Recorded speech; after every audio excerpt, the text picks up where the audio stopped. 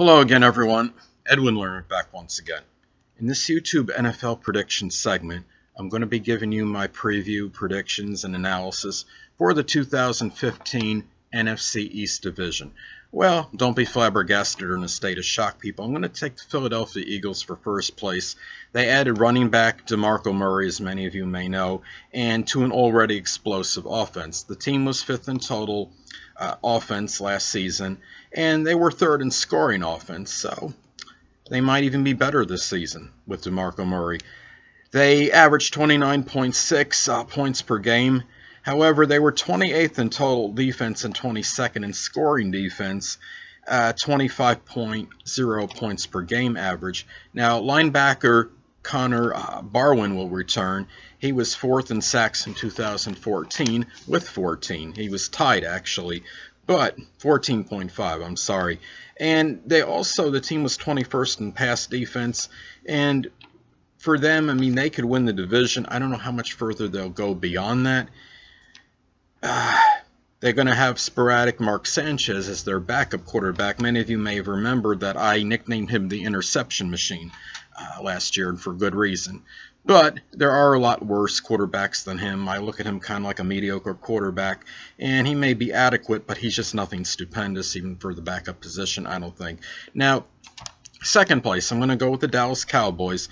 Now, the departure of running back DeMarco Murray will obviously be felt immensely.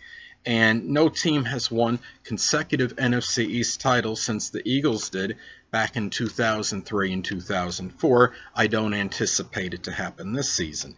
Now, only gave up 30 sacks last season. That's pretty good. The offensive line may not exactly be formidable, but it's good enough to hold its own. And they were fifth in scoring offense, 29.2 points per game.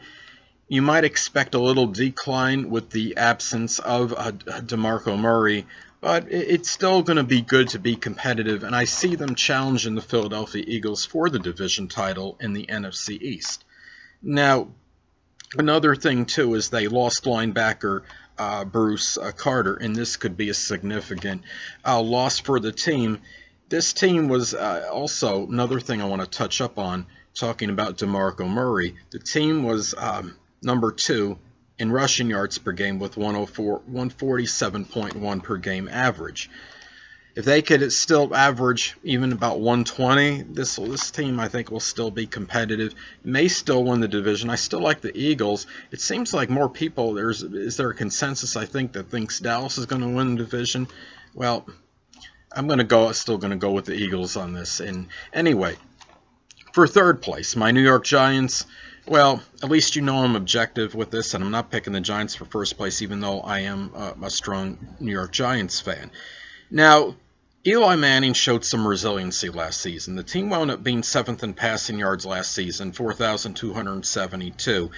They may take some solace in winning 3 of their final 4 games, perhaps, but they only had one victory against a team that finished with a winning record, and obviously that will have to improve this season if they want to have any chance to even be in contention for the division title. Now, quarterback Eli Manning, he does seem to be back on track. He's found his groove again, I do believe. He cut down on his interceptions from 30 in 2013, I think, to like 13 or 14. I didn't get, but I know it dropped dramatically. And the question now is, will Jason Pierre-Paul, will his skills going to be greatly diminished after having that amputation of a finger? Now, the team really, what was really deplorable or close to it was their return yards. I guess you could say punt return average, 7.7 per return. They're going to have to show some significant improvement in that department as well in order to have a chance. They also finished 29th in total defense, and that will not obviously get it done this season if they want to make the postseason. Now, last but not least, the Washington Redskins I'm going to pick for 4th and last place, cellar dwellers in the NFC East. And for the Washington Redskins, their point differential of minus 137, I believe, was the worst in the NFC. The team was 26th in scoring defense last season, 18.8 points per game, scoring offense, I should say, And the last 2 seasons, they are a robust 7-25. The road record is 2-14 in that span. Now, making quarterback Kirk Cousins was very smart move, I think, on this part. I understand Griffin is very flamboyant. He's charismatic. He has a big name, but he has not produced the numbers for the Redskins in the last 2 seasons. He had that sensational rookie season, and after that, it seems like his skills may have deteriorated a little, and he's been decimated with injuries during the last 2 seasons. So, obviously, that is not helping the team. And Griffin threw for close to 62% completion percentage last season. He's very adequate. He had an 86.4 quarterback rating, 9 interceptions, 2 fumbles in the games he played. The team was 29th in scoring defense, which obviously is abysmal. 27.4 points per game allowed. We're looking at, I think, for the Washington Redskins, at least maybe a 3-year reclamation project, and that's really being optimistic.